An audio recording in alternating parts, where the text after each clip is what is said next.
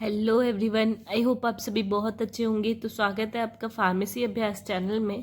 आज हम जैसे कि आपको पता है हम यूनिट सेकंड पढ़ रहे हैं डिसीज़ेस के बारे में। तो आज हम कौन सी डिसीज़ के बारे में कवर करेंगे? आज हम कैंसर के बारे में पढ़ेंगे। ठीक है, तो चलो स्टार्ट करते हैं कैंसर के बारे में। कैंसर के बारे में। ठीक है, तो देखो कैंसर क्या होता है, देखते हैं इसे। Cancer is a non communicable disease. देखो नॉन कम्युनिकेबल डिसीज होती है हमारी कैंसर। नॉन कम्युनिकेबल क्या है यहाँ पे? एक पर्सन के कांटेक्ट में जब दूसरा पर्सन आएगा तो वैसे नहीं फैलता है हमारा कैंसर। ठीक है, 80 to 90% of human cancer are due to the factors such as tobacco, alcohol and eating pattern and lifestyle। 80 to 90% जो कैंसर होता है लोगों में, ज़्यादातर वो किसकी वजह से देखा जाता है? टोबैको कंजप्शन करते हैं लोग। क्या करते हैं? टोबैको खाते हैं, अल्कोहल का कंजप्शन लेते हैं और उनका ईटिंग पैटर्न और उनकी लाइफस्टाइल ठीक नहीं है, तो उसकी वजह से 80 to 90% ह्यूमन कैंसर देखा जाता है। ठीक है, अब देखो cancer is a disease when some cells in body grow uncontrolled and spread to other part of the body। देखो कैंसर एक ऐसी डिसीज है यहाँ पे हमारे सेल्स क्या होते हैं बॉडी में?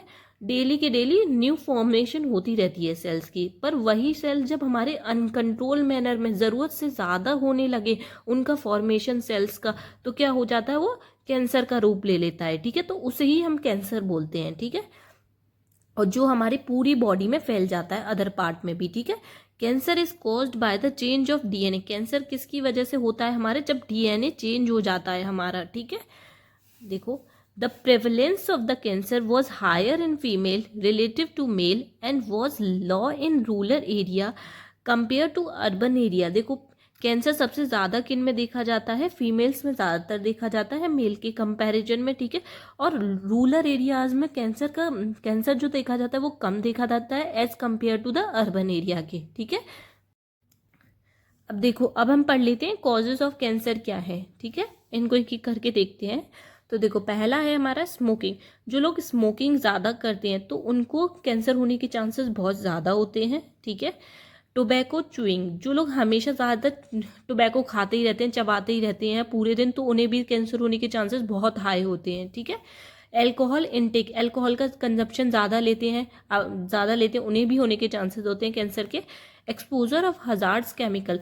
जो भी लोग हजार्डियस केमिकल के कांटेक्ट में आते हैं तो उन्हें भी कैंसर होने के चांसेस हो जाते हैं। ठीक है, air and water pollution and pesticides. इसकी वजह से भी कैंसर देखने को मिलता है। जेनेटिक फैक्टर, या तो आपके पेरेंट्स से आपके अंदर आ गया है जेनेटिक, उसकी वजह से हो सकता है। ठीक है, diet such as high fat intake.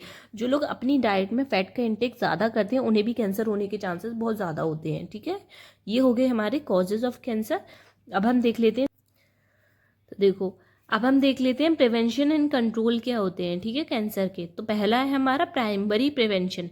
देखो इसमें क्या होता है? बिफोर कैंसर डेवलपमेंट, मतलब कैंसर जब तक डेवलप नहीं हुआ है हम क्या क्या प्रिकॉशंस करें, क्या क्या प्रिवेंशन करें जिसकी वजह से हमें कैंसर ना हो। ठीक है, वो आ जाते हैं हमारे प्राइमरी प्रिवेंशन में। ठीक है, तो देखो इसमें देखते हैं लाइफस्टाइल मॉडिफिकेशन। हम अपनी लाइफस्टाइल में ऐसे क्या क्या चेंजेस करें जिसकी वजह से कैंसर को हम रोक सकें। ठीक है, avoid smoking and tobacco product. Avoid करनी है आपको स्मोकिंग एंड टोबैको प्रोडक्ट को। ठीक है, लिमिटेड एल्कोहल कंजप्शन। एल्कोहल का कंजप्शन क्या है? लिमिटेड करना है। ठीक है, तो देखो थर्ड है maintain a healthy wait. Healthy weight maintain करके रखना है। ठीक है, रेगुलर फिजिकल एक्टिविटीज़। आपको रोज़ाना एक्सरसाइज और फिजिकल एक्टिविटीज़ करनी है। ठीक है, balance diet rich in food fruits vegetable and low fat foods. Balance diet खानी है जिसमें फ्रूट्स ज़्यादा होने चाहिए, वेजिटेबल्स होनी चाहिए और लो फैट फूड होना चाहिए, मतलब फैट की मात्रा नहीं होनी चाहिए जो हम डाइट खा रहे हैं। ठीक है,